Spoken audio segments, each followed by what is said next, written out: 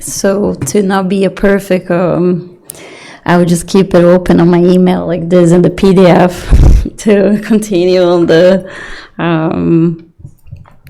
the spirit of what we're gonna talk today. Thank you so much for coming. I know it was raining. Today we're not gonna talk so much about mental health like usually we do, right? I feel like usually I come here to talk about mental health, but today we're gonna talk somewhat about it. But the reason why I chose, instead of talking about forgiveness, to talk about forgiving ourselves is because that is an important barrier for us to overcome when we are trying to forgive anyone. And I hope that by the end of this conversation, that I hope to be a conversation that we all participate and think about how does this touch my life, not just what this means intellectually, but like what are the examples and things that I feel in my life. That would be a success. I feel that we do that together, because that's what I did when I was preparing it. I had to think a lot about those things in my life, so I hope to share that with you today. So for that, I chose a parable. And the reason why I chose a parable is to bring Jesus, a different Jesus I feel that I knew before I came to Spiritism. Jesus teacher, a Jesus that walked and walks with me, and that teaches us with stories, not stories that are eternal. So the interesting aspect of parables is that they are outside of time. You don't need to be, because when he was talking about this was a really long time ago. Society was so different. People were so different.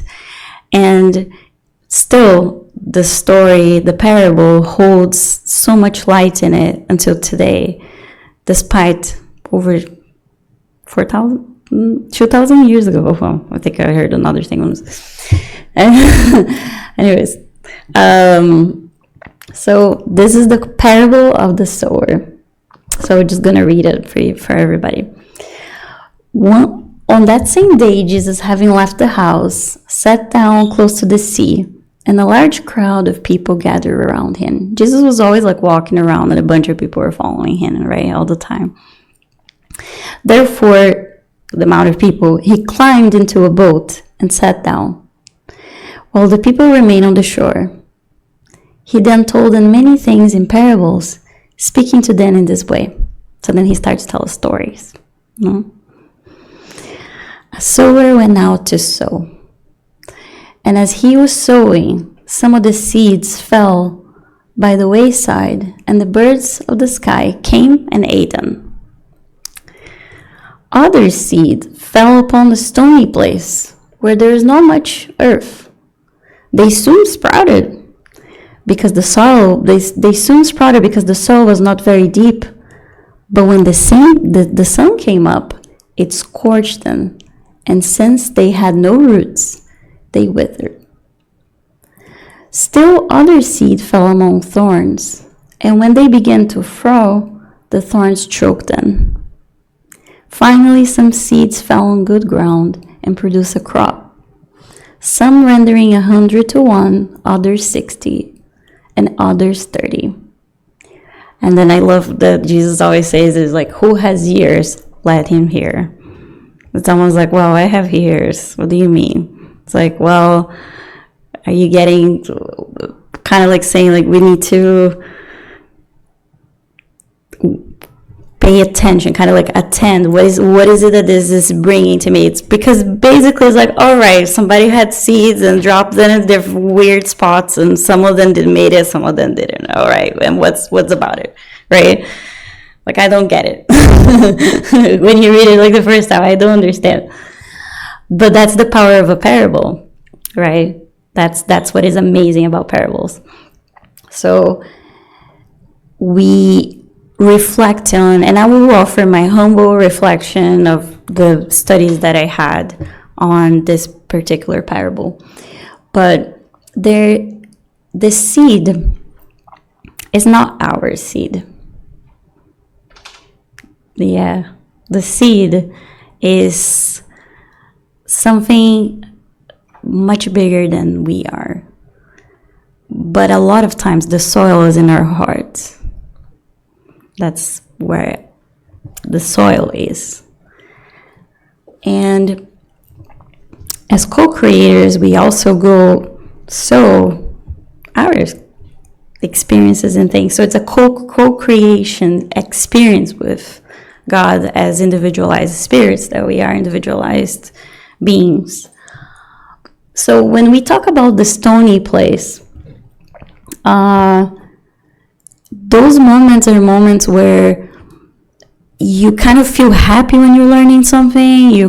I don't know, times I came to the center and I learned something, was really nice, but then a very difficult situation comes, and then all of that is just not enough to hold ground.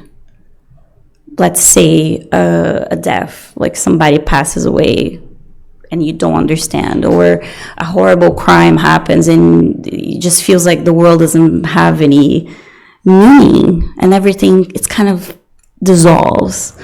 And I don't know if you guys empathize with this, but like, you need that person that does that good prayer, that one that prays nice, or that specific song or something. And it's a lot of times because we're still building that foundation into our faith, right? Into the seed making ground. And that's another reason why, like, you don't have any roots. So when the sun came in, which are the vicissitudes, the situations that we all have in this world, the learning experiences, we just don't have the roots to be able to hold love, endure through the experience. I'm going to focus today on the thorn a little bit more, because I thought that was where we have opportunities to forgive ourselves in this parable. But there's sometimes, for example, you were with the seeds, and then you went on, and the plant couldn't grow because the thorns suffocated and couldn't make it. And the idea here is materialism. That's very broad, right? Materialism, what do you mean? I'm material, right? It's materialism changes. So the culture and the costumes and the situations that Jesus lived at that time were different than the ones we have now. The social expectations, the norms, the culture, what you have to do to be a person of put together or nice, or they are different. So the thorns are kind of representing this, kind of like we love more the circumstances and wanting to look good than necessarily the message that is in us. Because a lot of times when we're loving unconditionally and being loyal to something deeper, like a seed inside of us, there might be a lot of people who will be against it. There might be a lot of things around you that will, because that's kind of like the experience of being on earth, right?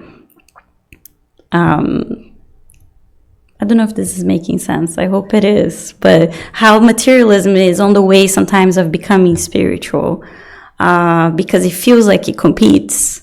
It's almost like you want to serve to two different masters. Another part of God and Mammon, so another part of the gospel as well. So we do hold two things that are seem to be opposites, but we hold them together at the same time, and that's why it's so unique and special to be a human being incarnated on earth, because I'm a spirit at the same time that I'm a human being. So I have physical needs, and I need the material world, but that's not all that we are. So we hold those two things together every single day. But sometimes when our seeds are getting to the thorns, there may be a moment for us to just like a flag to be like, am I putting too much of my energy in my ego, my persona? Because this person right here is just happening, it's happening right now, but it's going to die. I'm going to die. I'm not going to be Natasha again. It's going to be over. But there's something inside of me that will remain. So how do I hold those two things at the same time? It's scary, right? It's a little scary, but it's also very nice to be spiritual. To be a spirit is amazing, because it's like it changes perspective. Who wants $1 million after that? For what? I mean, yeah, it would be cool to like experience it now, but how much thorns is gonna bring me? What type of proof? What type of difficulty would that be?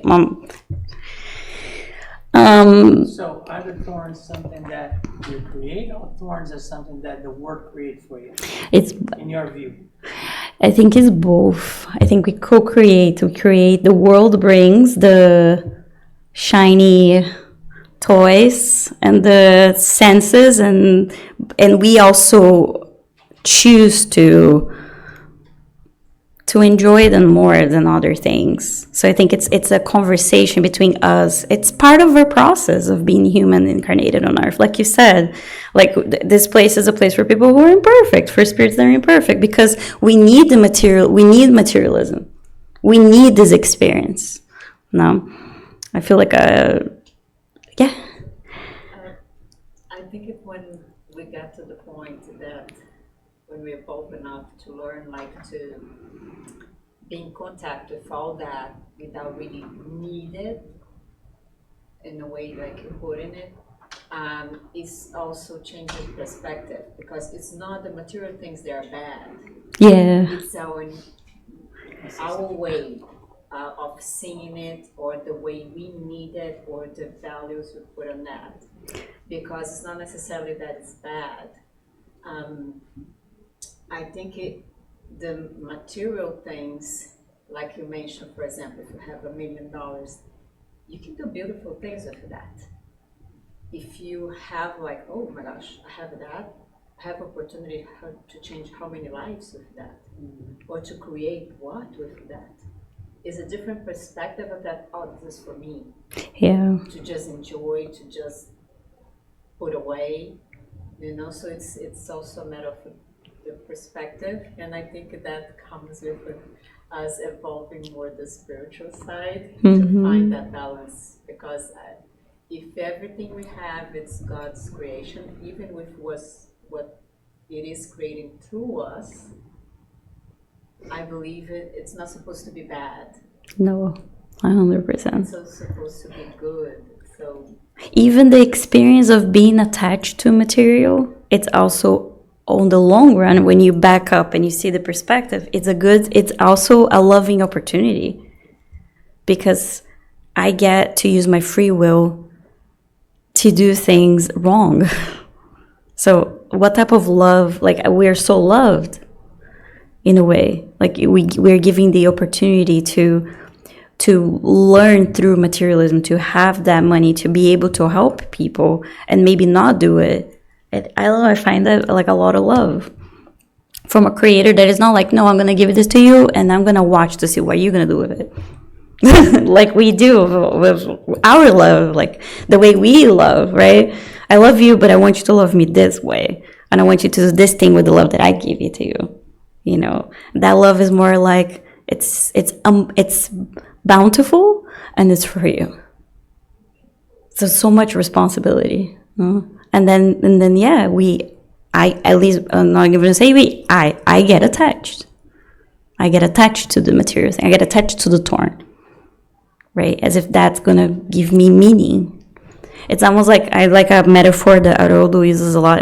A person that translated a couple of scripts, he says like, God gives us a banana, we take the peel, we throw the banana out, and we keep the peel.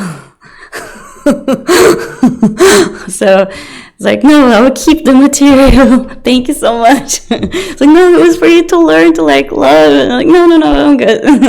I'll do it next time. So that was basically what I wanted. I wanted to focus on the thorn, and this experience. What do we do? And I feel like that's how we're gonna start to like work on forgiving ourselves.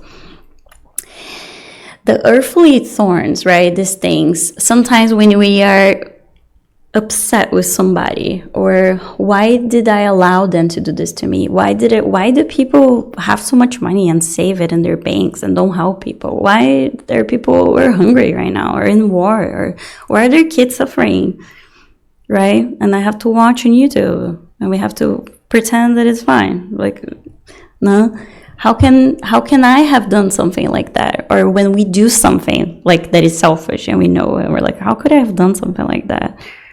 Or the mistakes that we've done. The biggest difficulty here again is I feel like the conversation was amazing, and I love when you guys, and if anybody else wants to participate, please raise your hand and participate, because it's so helpful. Because when we focus on the thorn and we are ruminating like a cow, like we ate and we're like ruminating, right?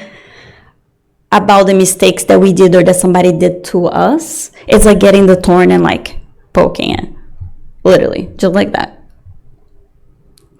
And it's interesting because we do it and we notice ourselves getting sad and we don't know why. And we kind of stay in that like limbo, like, well, I can forget because they're gonna do it again, or I can forget what I did because that made me a terrible person. And then we get into guilt, shame, blame. There are very difficult things that are underlying a lot of mental illnesses, a lot, not just depression, but it's very common. So this little summary would say a few of the things that we do sometimes that makes that process a little bit more difficult to kind of let go of the thorn and be like, you know what, it was just like an experience and life is throwing experiences at me and I'm a student of life, right? Because that's the approach we're going for. We're a student of life and I'm having learning opportunities. And this was one and I made a mistake and now I'm going to have another one so I can have a new test, right? So sometimes what we do is like we pretend the thorn has nothing to do with me, delaying our consciousness awakening. Oh no, it's like super far. I have nothing to do with it. I did not create that word. Like, well, yeah. Oh, do you know about that? I don't, and I'm not interested. So we deny. We're like, nah, not me. And I don't know you guys, but I feel like I do all of them, and I do all one at a time, like, you know, to keep myself at the same consciousness spot, so I don't have to evolve, so I just stay there. So another one is like behavior in a way that we continue to sow more thorns. Oh no, like don't take responsibility, feel a little bad, but not much, and then we continue to do the same thing. And that increases our consequences, like the things that are gonna happen, because if we just keep throwing the seeds and the thorns, we're not gonna get anything, right? And then maybe we'll find somebody to blame, right? It's because of this, people, that I just keep getting no crops, you know. The habit and then we develop, it's kind of like a sequence. And then sometimes we develop a habit of finding excuses or justifications for actions.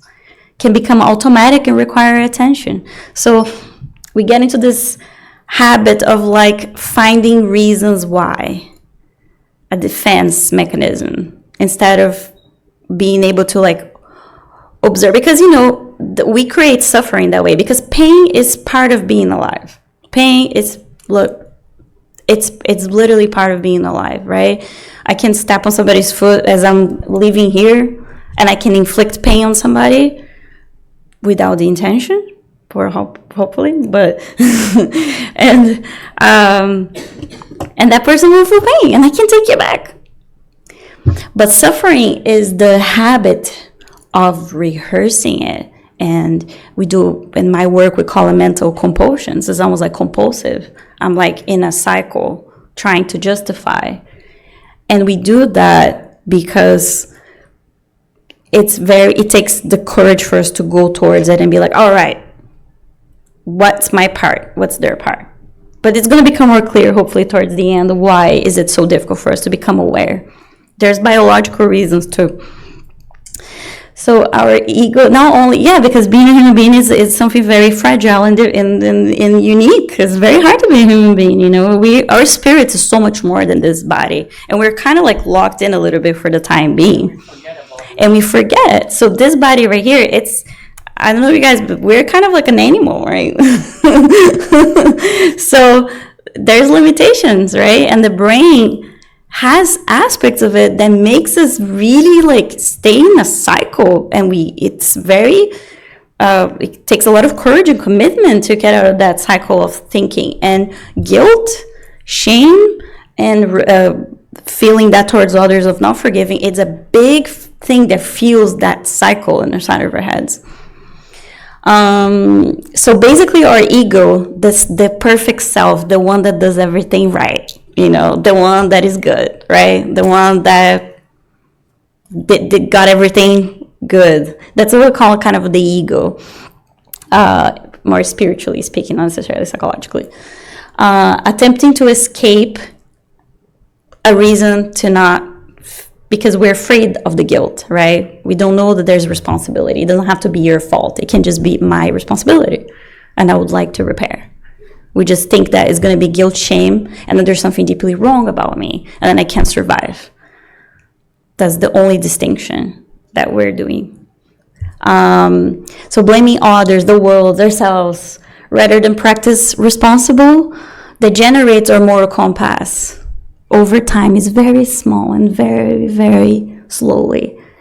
We start to just feel like it's okay to give excuses. It's okay to just stay on that habit. Just because of practicing it. Like everything in life, everything we practice, we become really good at it.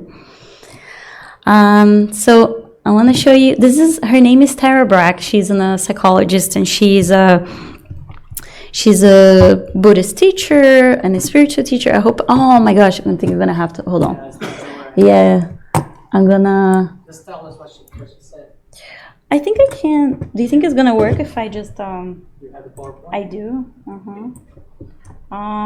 So she teaches a lot about meditation, self-compassion, and neuroscience, and that's part of the what I want to talk about. And then I just throw it in there, right? No. No? Put back to your screen and just hit. I got it. Slideshow from the slides for the current slide. Okay. Then just. I'll Yeah, just it's not use that. touch. There you go. Yay. Okay. A lot of people feel that, and especially when they've been judging themselves No, I was going to say. chronically, they feel like, boy, I've just spent the last decades at war with myself, and where was I? And, when someone's feeling this, it's really helpful to let them know they're not alone, that the feelings of not enough and something's wrong with me, probably the most pervasive suffering in our culture. And so I often like people to talk to each other, because when people are sharing in groups, they get it that this is just what a lot of us are doing. It actually helps to loosen the grip on feeling down on themselves for feeling down on themselves. So that's one piece. And also to know that when we feel we have wasted our years, that's adding another judgment. That's just another judgment. And if we want a new future, it starts right in this moment, not adding yet another judgment. So I often talk about, I think I did in this course, this image offered by Joseph Campbell of a circle of awareness. And he describes awareness as this big circle with a line going through it, and everything that's below the line is outside of our awareness. And whatever's above the line is in awareness. And the whole spiritual path and a path of healing is to bring into awareness what's been pushed under. So one of the biggest things that's under the line is just how chronic the judging is. And when we begin to notice it, that's when we have an opportunity to actually choose compassion. And I use inquiry in those moments. I say, well, when you noticed that you're caught in judging, you might ask yourself, what does it mean in this moment to be kind? If you just ask yourself right now, what does it mean in this moment to be kind? Just the inquiry is an invitation to soften a little. And then I'll sometimes ask people, you might ask yourself, well, who am I when I'm holding this life with care? And you get a sense of a much bigger, deeper, more tender beingness. And I can say for myself that I also looked at a lot of my past as just caught in that trance of unworthiness. And one of my most cherished parts of my meditation each morning, Ruth, is I'll say in some prayerful way, please be kind. You know, just the words, please be kind. Or sometimes I'll put it this way, I'll just say, please teach me about kindness. So I'm kind of available to keep learning about how to be more kind. So the upshot of that question is, whatever we've done in the past, we can start fresh this moment, but it takes a commitment to come above the line and choose compassion.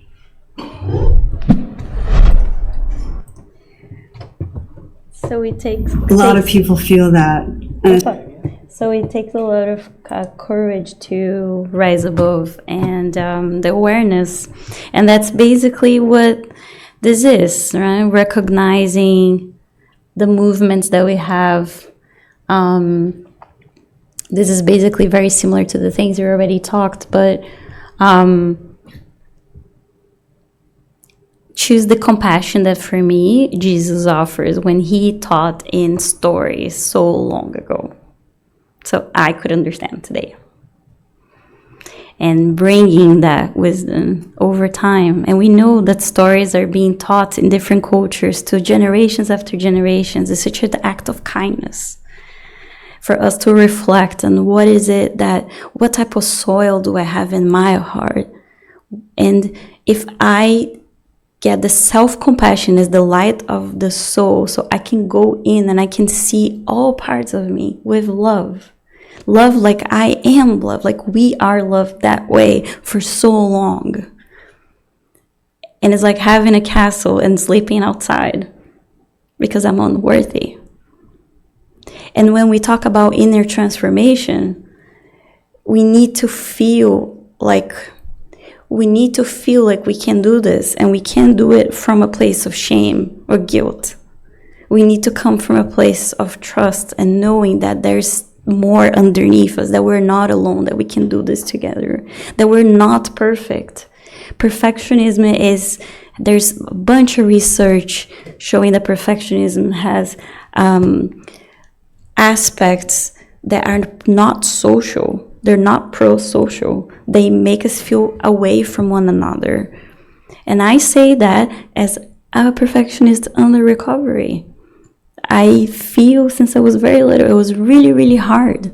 It's been still really, really hard for me. But there's nothing like letting that go. There is a dopamine aspect for perfectionism, and again, bringing back the fact that we are human beings.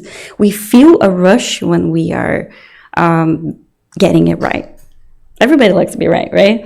But when you get a little addicted in getting right, you want to get right all the time.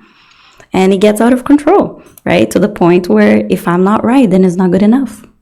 And it feeds the unworthiness. And then we stay, can you guys see? But going back, we stay in this cycle and we can evolve. So only through compassion and honest looking deep inside of us. So how can we let go the attachment to perfectionism and become more responsible of our actions? Well, understanding that earthly existence is an opportunity for continuous enrichment. Life is a school. Every day is an opportunity. Every time is a chance. I probably made some mistakes here today while I was talking, and I will make it again, but I'm here.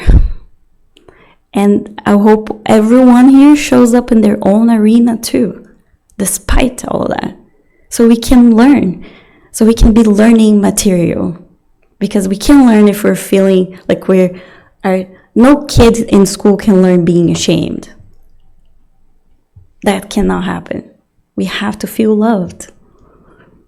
And that's the type of teaching that Jesus gave to me, to all of us. Like, come with me. I didn't come here for my sheep that were aligned and that were like the best ones I came for the crazy, the ones that are far down, the ones that don't even know where they're at. I came for them. Those are the ones I'm interested in. So it wasn't like the one that was there taking notes, right? And give it to Jesus, here's your notes. Negative memories dull the enthusiasm for edifying action. So touching the thorn, because I deserve to suffer because I made mistakes. Well, it just takes, it dulls our enthusiasm for life and for us acting, because no longer talking, right? We need to act. So how can I do edifying actions that bears hope for liberation of our guilt? Because it's through the actions that we can liberate those thought forms, literally, because a lot of times those are just mental creations, right? What is important is not to whom one does good or evil, but rather the action itself in relation to the universe. So again, even letting go the attachment to the ego, to the person, to the story, to the narrative, to whatever it is, right? I'm not saying that we don't have consequences and the different things that we're going to have to face. Of course we do. That's what we call responsible action. We know we're going to be responsible. But it's also important to understand in the bigger picture of a student of life that we are ultimately. So you see, it's almost like we're holding two things that seems to be opposite, but as we look at them, the eyes of a spiritual look, it makes more sense, and they're more integrated, right, in the bigger evolution of the spirit. So guilt must be overcome through positive, rehabilitating actions, guilt is not like I'm going to sit down and think about how am I going to get myself. No, you're going to have to act on it. And then you result for ennobling inner thoughts. So it's through action that we are able to get mental consequences, right? Because I think spiritual too. Absolutely. But also, like we have a repetitive thoughts kind of a thing. We're gonna have different ones pop up, and it's gonna be nice. No. I brought a quick reference from the Spirit's book, and it talks about being perfect. I thought it was a really cool question that I would definitely ask if I were there. Like, oh, that's a cool question. By leading a perfect life now, all right, now that we know, let's just do a perfect life. Could we skip all the degrees? Because we, as spirits, we have a lot of different scales, like places to be at, right? Like grades, like 7th grade, 8th grade.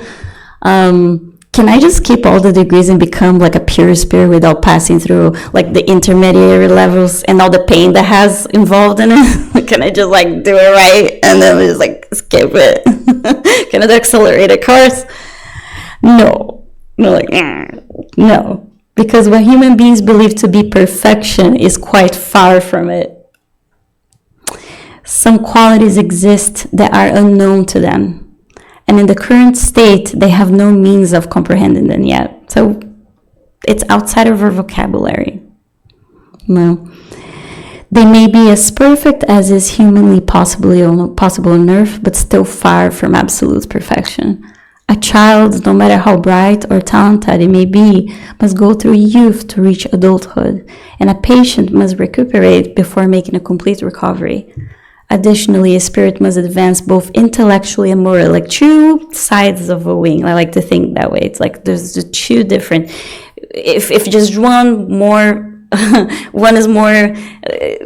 It's almost like having an arm stronger than the other. It's like you're gonna feel like unbalanced. You have to have both of them align, right? Before making reach adulthood, a patient must recuperate intellectually and morally. If it has advanced in only one of these directions, it must match the development of the other to reach the top letters. So the more a person advances in the present life, the shorter and less painful our future trials will be. I know this is very advanced, and it requires some understanding of, scales of spirits and everything. But from this, I feel like the most important thing I feel like is taking out that spiritual perfection is outside of what we understand right now, even beyond. No? Let's mimic this, because can I go from kindergarten straight to university without going through all this? Oops. Yeah, you don't even have the physical abilities, right? You need to develop physically. Our bodies, again, putting something in our spirit. So I just want to show you guys another video before we say goodbye, because we have a little time. There's this. I just wanted to give you leave you guys with something that you can do and something that it's available for everybody to do. And we do it every last Thursday of the month. We do a little meditation, and this is called mindfulness. So it's not as it's a spiritual practice in the sense of closing your eyes and feeling something that our eyes cannot see, which is so feeling ourselves, feeling who am I when I am not this body Natasha with these things that I chose to put on me. How is it gonna be like? And mindfulness meditation helps us to develop a lot of important things. And so I just wanna. Can you tell us a little bit about how mindfulness changes the neurobiology of fear? Sure. One of my favorite ways of describing this is from a colleague and friend, Dan Siegel, who many might have heard of. And he has a kind of metaphor of the hand as a brain. And if you see my hand here, if you close your fist, this is your brain. And if you start looking at it, inspect it, you see the wrist, this is the brain stem or the spinal cord leaning into the brain stem. And my thumb is the amygdala and the limbic system. And the four fingers are the frontal cortex. And the way our brain processes stimuli is that information comes up the spinal cord and it goes in and the... I just want to make one comment real quick. So this is what we call our old brain or hidden brain. Some people call it reptile brain. So it's our upgrades were from inside out. Like we share with other animals, but the more outside part is a newer part. It's a human part. So when we feel afraid, when we experience fear, for example, feeling unworthy and guilty, it's very much fear-based. And it's going to be processed by this fear area. It's called the limbic system. Yes, it's right here.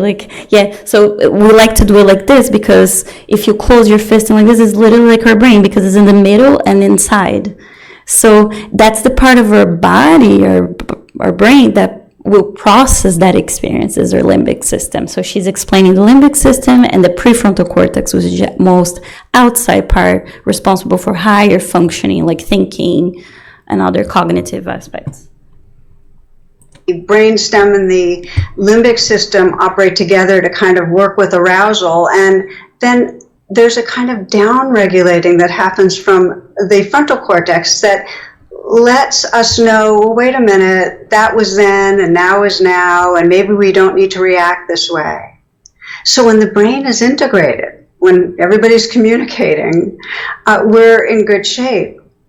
Well, what happens when we get stressed and we're not in balance is really interesting because the information comes up, but because we're not really in communication with an integrated brain, you get the stimuli saying, warning, warning, and we flip our lid. We basically lose contact with the part of our brain that has perspective, the part of our brain that's the site of empathy, the part of our brain that's really the site of our moral capacities.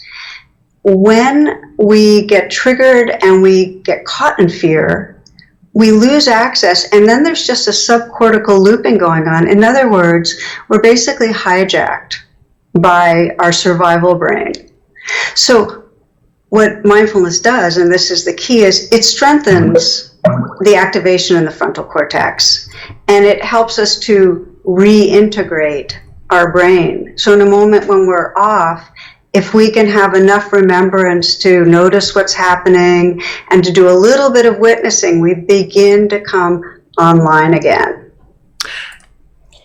So if we're interested in time in trying to integrate this information to everything that we saw, beyond the matter, beyond this brain, beyond now thinking of it spiritually,